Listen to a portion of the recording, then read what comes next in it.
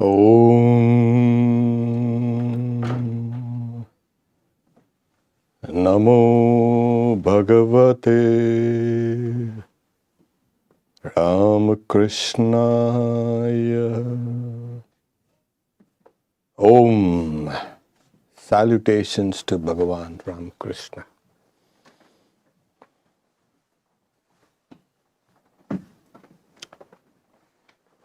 Mantra Yoga, Part 8. Mantra and Guru.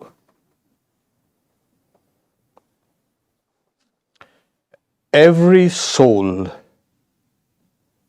is destined to become perfect. That is the soul's destiny. Everyone will attain to that state of perfection.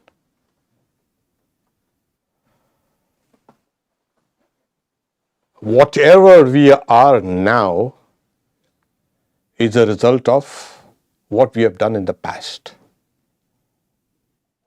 And hence, what we will be in the future depends on what we do now. So this carving out of our destiny, this moving towards perfection,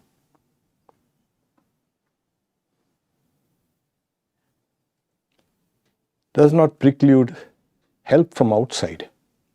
You've got to struggle, you've got to work towards it. There's no question of belief here. In the mantra, it is just plain hard work.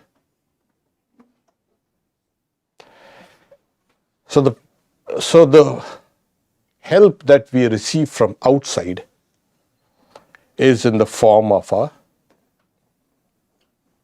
guru. And when it comes, spiritual life is animated. And the possibilities of that soul are awakened. Today we don't have a clue of what this possibilities of the soul are. That has to be awakened.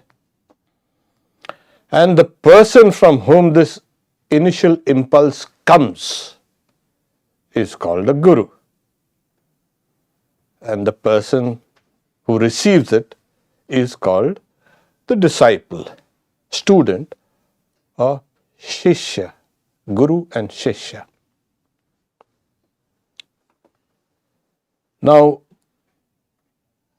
first, the soul that transmits it has to have that competency or the power to transmit it. And the soul that receives it also needs to be prepared. When the seed is ready, the field also must be ready. You don't say, I'll leave the fields fallow and let it come. No, you've got to prepare yourself. When both these conditions are met, growth is wonderful. As the Upanishad says, Ascharya Vakta Kushalasya Labdhva, Ascharya Gyata Kushalan. Wonderful is the teacher and wonderful is the disciple. And when both these wonderful people meet, then the growth is tremendous. So, gurus, majority of them, they have to convey to the disciple the spiritual wisdom. That's what the whole thing is. It's a transmission from point 1 to point 2. And that is conveyed through a mantra. So within the mantra, is embedded knowledge. What knowledge? Not sensory knowledge.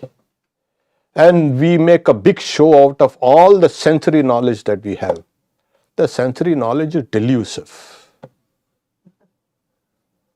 And the whole world is sense bound. And in this sense bound universe of ours, which is again misleading because the senses deceive you all the time. We do not get a glimpse of that higher knowledge. Can knowledge exist beyond the senses? Yes.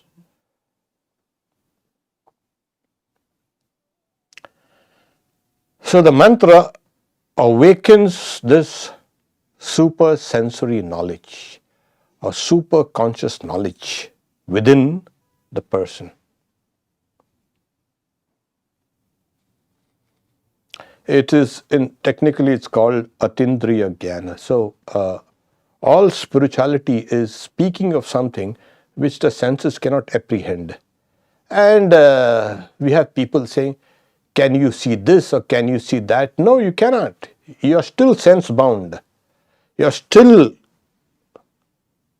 closeted in your own prison house. You'll have to transcend that. The transcendence comes through this special wisdom, supreme wisdom, that is embedded in the mantra. And slowly, one works at it. Okay. So mantra is just a mantra. It's a mystic sound or symbol. Why is that? Oh, it should have been just there, comprehensible. It is comprehensible as you keep on repeating it. On the ordinary level, you can't comprehend this. Swamiji explains this.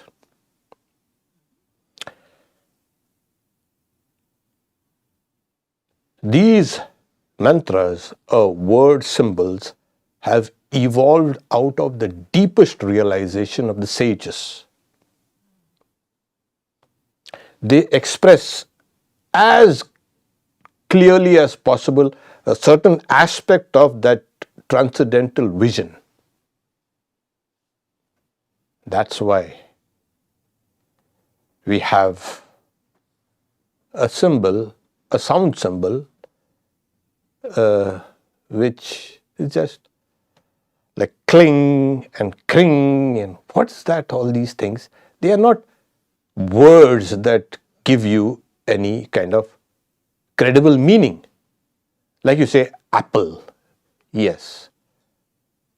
So the word and thought is linked. But in the mantra, this linking also is there, but on a different level. So when you say kring, yeah, instead of saying Kali, why are you Kali? Kring. That is the meaning of. Oh, really? Oh, yeah. So these things keep on slowly becoming revealed to the mind of the person. So like the Om is the undifferentiated sound. The other parts of the mantra are the differentiated parts of that transcendental, specific to the person. There are certain elements within us, it's called tattvas in Sanskrit, certain elements that orient us towards a particular aspect of divinity. It's past karma, past knowledge, the different, whether it's your sattva guna or raja guna or tama guna, that. And plus the environment in where you have grown, spiritually grown. So all these factors come and oriented you towards a particular aspect of divinity. So the second part of the mantra bespeaks of that. Okay. So Swamiji says, they are all helpful to divine meditation and acquisition of true knowledge. When you receive a mantra, it is called grace, anugraha, the descent of grace, or in what is called Kashmir Shaivism, there is a philosophy which says it's an infusion of power within you. Power. Yes. The mantra is Shakti, it's power. Power of what? Power? Yes, run after power. Yeah. But this power is different. This is the power, which is at the very foundation of the creative processes in the universe. So though mantras are divided into Shiva mantras, Vishnu mantras, Shakta mantras, Ganapati mantras, etc. There are varieties. Yet they are all power mantras. So it's an infusion of power. What power? Divine power. Because this whole creative process is divine.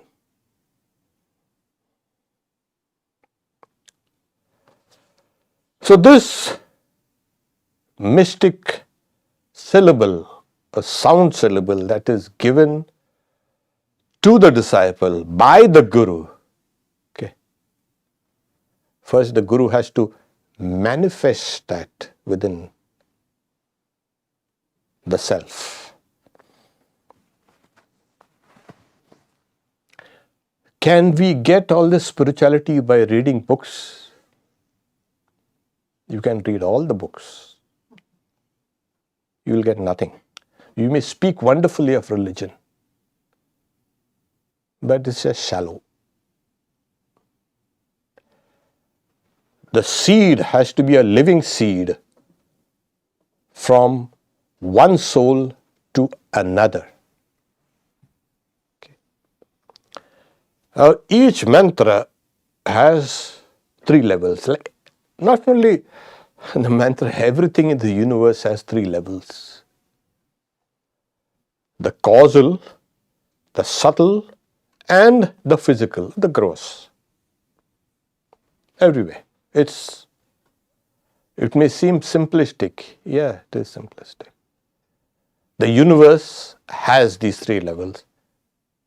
The human personality has these 3 levels. And hence, the mantra also has the 3 levels. So that the causal, the subtle, and the physical. The physical involves also or includes the various life forces. Because if you have a body without life, it's useless. It's a physical, you have a physical partner. So when the mantra is given, it embeds itself at all these 3 levels. People take a mantra or whatever that is given to them and immediately the next day, what? I have not seen God yet. You won't see it outside. Yes, towards the ultimate stages you will see that outside. It's inside.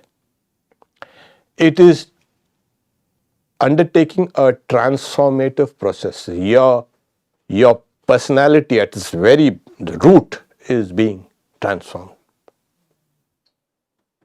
The causal body, which we said, oh, that's like likened to a dream state where, a deep sleep state where everything is merged inside. There is nothing. And from there arises the dream state, the subtle, and then from the dream state we emerge out again into the physical, this world outside. And then again we go back.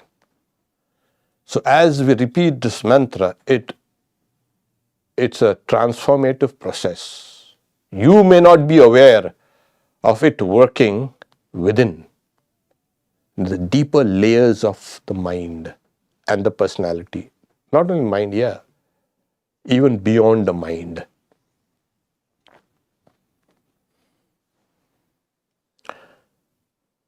When you read about the Guru, saying, Guru is what? That which dispels ignorance. What dispels ignorance? Knowledge, of course. And this, as I said, this knowledge is transmitted to you via that mantra. Okay. You also read, Guru is Brahma and Guru is Vishnu and Guru is Shiva, Mahadeva. Wow! But look at my Guru.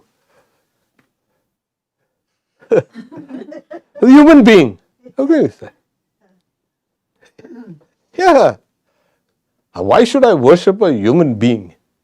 That has been the stumbling block for ages. Don't worry. It's been there. That's because you are thinking of yourself as a human.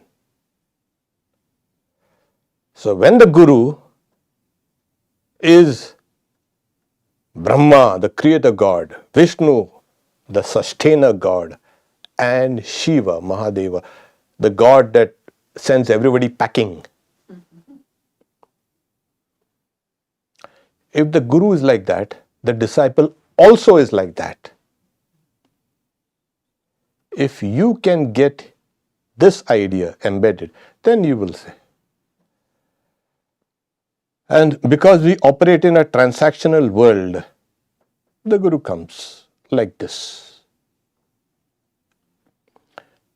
And they say that you should not look upon the Guru as human. That's a big sin of the disciple. You struggle and struggle. But it takes time to see the reality beyond. So, the Guru has manifested that mystic knowledge within, and that mystic knowledge is transferred to the disciple whose life is ready to receive it. And when they receive it, as I said, what happens? The disciple is bound to the Guru. Bondage? Yes. But it's a bondage of knowledge and liberation, not the ordinary bondage. The Guru transfers a part of herself or himself to the disciple. It's not just, hey, you come, take this mantra and go. I have nothing to do with you now. No. There is a responsibility of the Guru. In a way, the Guru has deposited a part of herself or himself there. And he will want to see that that thing grows. It's a good investment or it's a bad investment. Bad.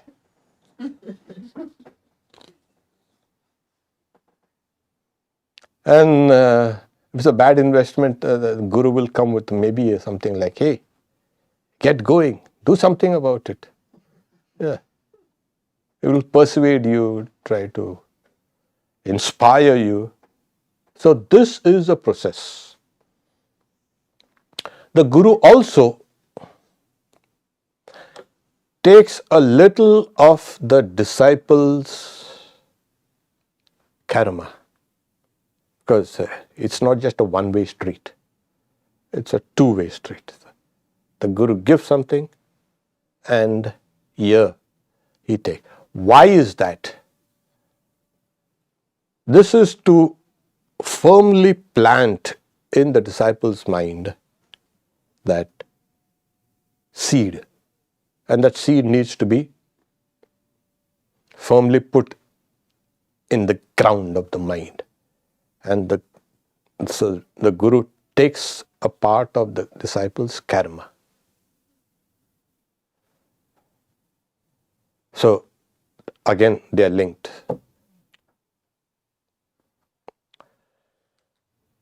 When you come to this Guru and then a mantra, and I said initiation, you see what happens is, in Vedanta, there is consciousness.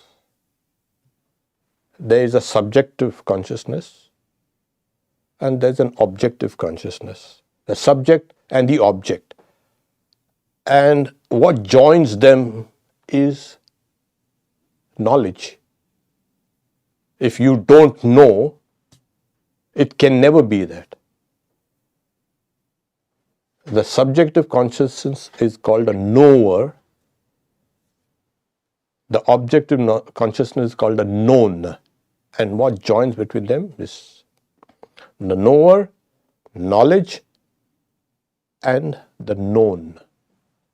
Or the subject, the object, and that which joins them.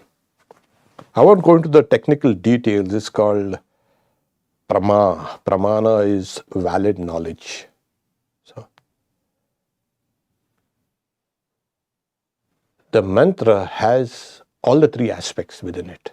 Ordinarily, yes, I am the subject, that is an object, I know that wood panel.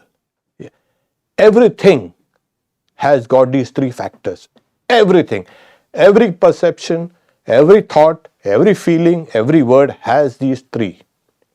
It is called a Triputi Bheda, the threefold differentiation. They are all tied together, always.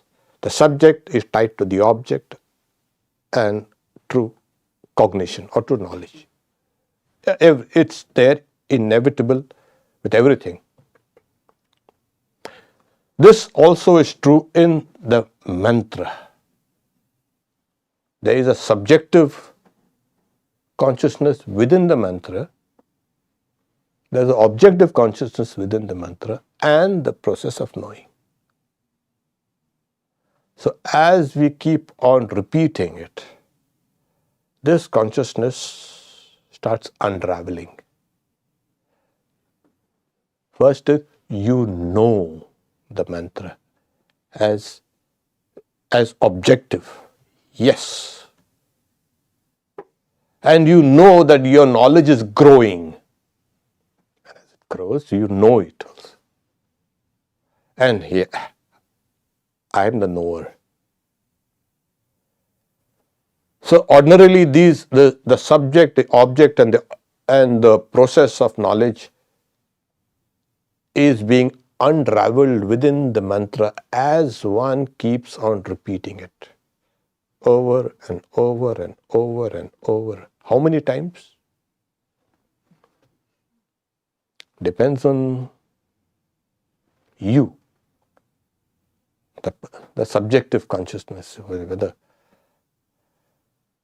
So what is within this mantra? As I said, it is an infusion of power, the very creative powers of God. Because this universe appears mundane, material, dull, insentient, is not. And that's why people are now searching for consciousness everywhere. Principally, they're trying to search for it in the brain. And they say the brain is the seat of consciousness. And then they say, okay, this is a neuronal firing. Then when you see the huge blue whale with a bigger brain, it's consciousness. Yeah, it is consciousness. Yeah. But then you go and look at the squid, or you look at that tree there, they're also consciousness. They don't have a neural system there. Damn it. How can we explain this? So this is what it is.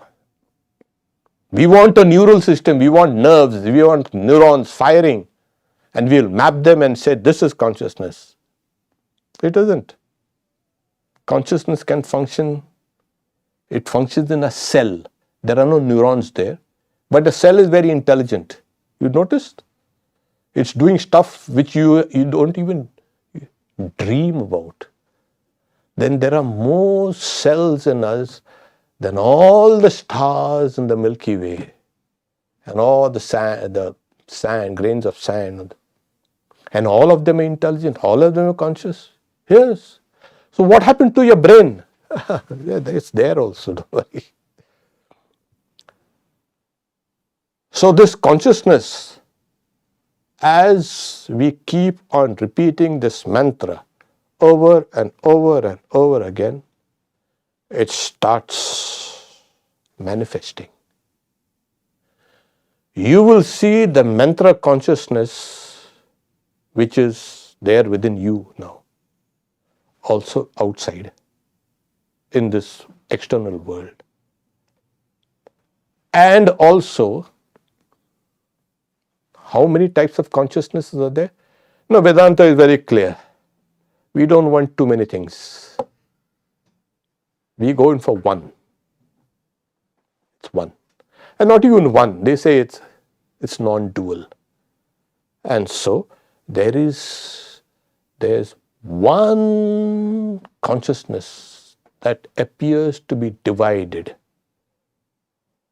Appearance of the many. The one has apparently become the many. So it's consciousness that appearing diverse. The repetition of the mantra takes you down to the heart of consciousness. Because as I said, it is already a conscious living seed. It's planted in you. And it's now unraveling itself. So you not only have the knowledge of the mantra, you have the knowledge of God and the universe. All these three are linked. It cannot be. God is separate from the universe. In Vedanta, we dismissed that God long time back. We don't want that. Uninvolved God, insulated from everything. Here. It's here. So you are here. If you are here, that consciousness is here, the God consciousness is here, and the universe is here.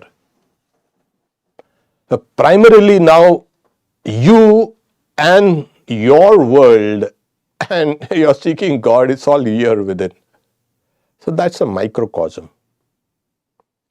And as you keep on repeating it, that's why we say that, the human soul, or souls, not human souls,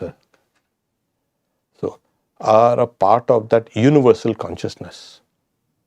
So as you keep on repeating it, this universal consciousness is unraveled. The final mysteries of this universe are there, open now to you. This is perfection. Is it experienced? It's just theory. No, it's experienced.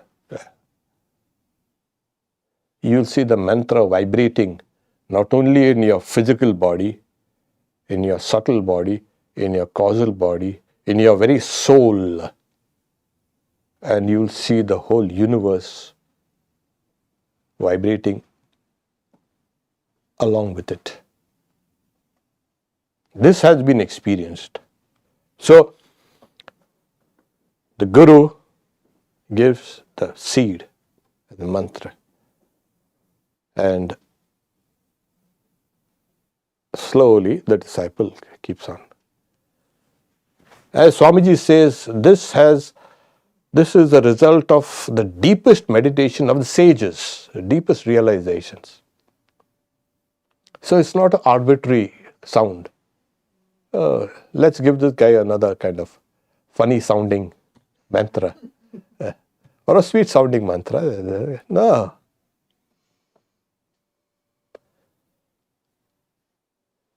The Guru gives it, and the Guru has received it from his or her Guru. And so it's a long chain of succession. This is what is called the Guru-disciple tradition. It's called the Guru-Shishya Parampara. It's unbroken. If you think it has been broken, no, it hasn't. It cannot be broken. God Himself comes down to save these traditions, the Guru and disciple traditions. Comes as an avatar. So this has, where do you go then? In the yoga aphorisms, it says, Sapurvesham api Guru. God is the Guru of all the Gurus. So it is from there that these mantras have come, the traditions have come. Go back and back, from whose? So that's why in Vedanta, when we, at least not here, because it could sound silly. In India, we used to say, okay. So we invoke all the Gurus, the past Gurus. And so their collective power is also embedded in that mantra. It's not only the power which is within the mantra, the power of realizations also is within that. And so it makes sense. So you receive something which has been perfected over how many years? Years, 2 years, 3 years, maybe 7, 8, 10,000 years. That is the tradition. There are various traditions. And this is like a network. So the disciple receives that, and now the disciple has to be careful. Look at me now. I can be a tomfool here. That's the reason why we are careful about whom we give it. Take it and waste it. That person has to be made aware this great, hoary heritage that the person is inheriting, apart from the spiritual inheritance from the mantra. Got this. So that impels the disciple. Okay, I'm part of this huge tradition. Slowly. So this mantra, the ordinary meaning of the mantra is manana trayati iti mantra. That which protects you when you reflect on it. That is the meaning of mantra. The English meaning of mantra is you repeat it. It's not a mindless repeating. Because the mantra, it is a sound. Sound has a form. And as you keep on repeating it, that form is, which is nebulous now, takes a real form. The form of the deity. That which is there, which is recalled in the mantra. Suppose you have a Kali mantra. It's just a sound. And as you keep on repeating that sound mentally, over and over, that nebulous sound takes the form of Kali.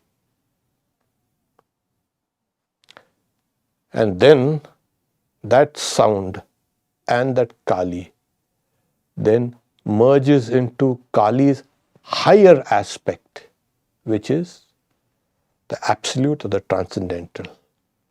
So you have the sound, and that is condensed into a form, and then the form merges into its higher aspect, the formless aspect.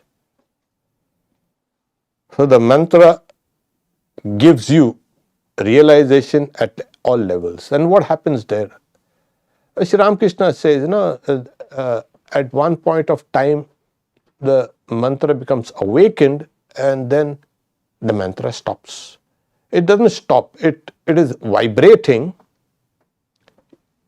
imperceptibly. It merges in meditation. And meditation merges in the highest concentration, which is called samadhi. In this age, Ramakrishna says, repeating the mantra or japa is the easiest and best form of spiritual disciplines. Everybody can do it. There are no special rules, except you've got to repeat it correctly. And the Guru instructs you. So you see, this form of the mantra is this deity. You meditate on this deity. In the life of Sri Ramakrishna, we find that he used to tell some of the disciples, this is your chosen ideal. You should show it. You should give the mantra, and this is your. That is, of course, these are very powerful gurus. They start a tradition. They also infuse power in that tradition, and they infuse power in these mantras. So it's a kind of a renewal. So in the Bhagavad Gita, Krishna tells us, due to a long lapse of time, this yoga was diluted by people of all types. So I'm come to restate it. That same old ancient yoga, which I had given at the beginning of creation.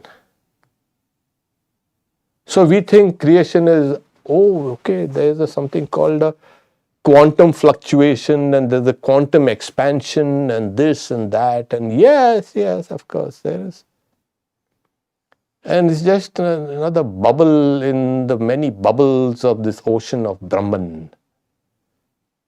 Creation, if God can create, why will He create only one universe? If you are God, why would you stop creating just one and be happy about it? Oh, I've done a great job. You'll keep on creating. And there are plenty of creations, millions of creations, billions. So this vast universe, it's mind-boggling. There is a subtle universe that's even more mind-boggling. Yeah. All these mind-boggling things are tied to that single mantra. You have within you the knowledge of the universe within you. The knowledge of yourself, who you are, what you are, and the knowledge of God, consciousness or reality. I tend to, out of habit, use the word God, but I really mean existence or reality.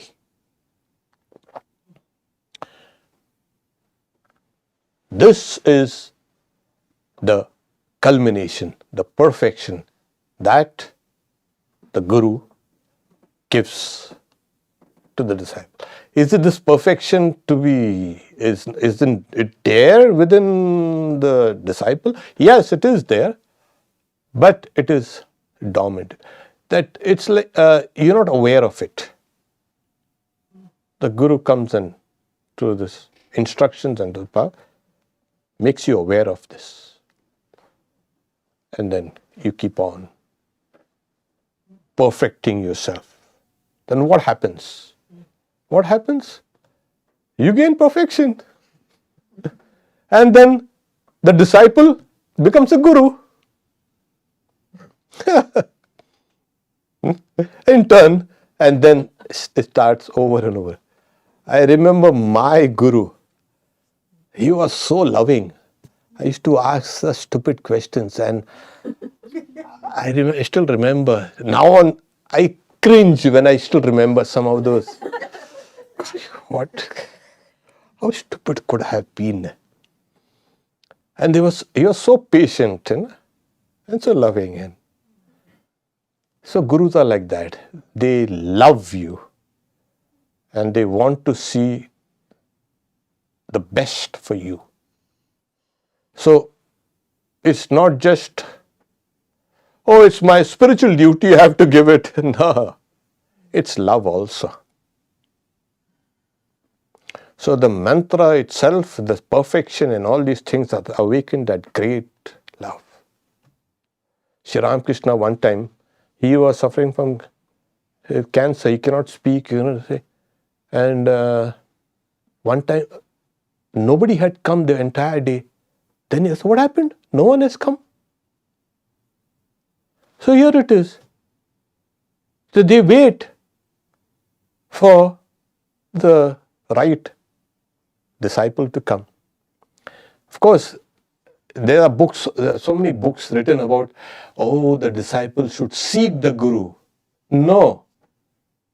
The guru seeks the disciple. The mantra seeks you. Yes. It's a mantra that seeks you, but then since it has to be conveyed through, it comes. It also, there are some advanced, you can say, souls who will get an inkling of it in their dreams or in their visions. And then the Guru comes and gives that same mantra. What happens to that mantra? Well, it's not going to leave you. You think you can leave it? No, it's not going to leave you. If you don't perfect it in this lifetime, it's going to follow you there. It's like that bogeyman. It's going to follow you till you damn well attain that perfection. Because as I said, it's a living seed. It's going to follow you. It's going to be there with you. You may have forgotten. It will not forget you. It will go along with you. Because as I said, it is embedded on the three levels. The causal, the subtle, and the physical. That is, your life force itself. In Veera Shaivism, there's one philosophy saying the Guru installs the Shivalinga in these three, you can say, levels, and the disciple, when the disciple repeats a mantra, that mantra is worship. So this is the highest worship. So what about all the other worship? This is the highest worship. You will find it there. So the Guru is always linked to the disciple, and the disciple and the Guru are linked to God. So God, the Guru, and this. That's why in many traditions it is shown to merge the Guru in the chosen deity, the idea of God, to know that they are both one. And finally, the disciple also finds, hey, I'm one with that also. I'm one with my Guru and I'm one with God. So the mantra has enabled one, and the mantra is part of me. Your secret name God's secret name and the secret name of the universe is that mantra. Yes. So it's not an unintelligible sound. It is there within. That's the perfection. It's not, I'm perfect and you all are imperfect. It doesn't happen like that. Hey, you will go to hell, definitely. I'm not going to go. That kind of perfection nobody wants. You will see everything and everybody as perfect. What a terrible universe, the societies are terrible, full of evil. That thing's not going to happen. Sorry, you got to give up all those old ideas. There's so much problem. Political problem, economic problem, this, there. As you keep on repeating the mantra, there is a complete transformation of yourself. No longer will you see imperfections, because that is growing, that perfection is growing within. And you will see all this as perfect. If you see imperfection, you still have a long way to go. Goodbye.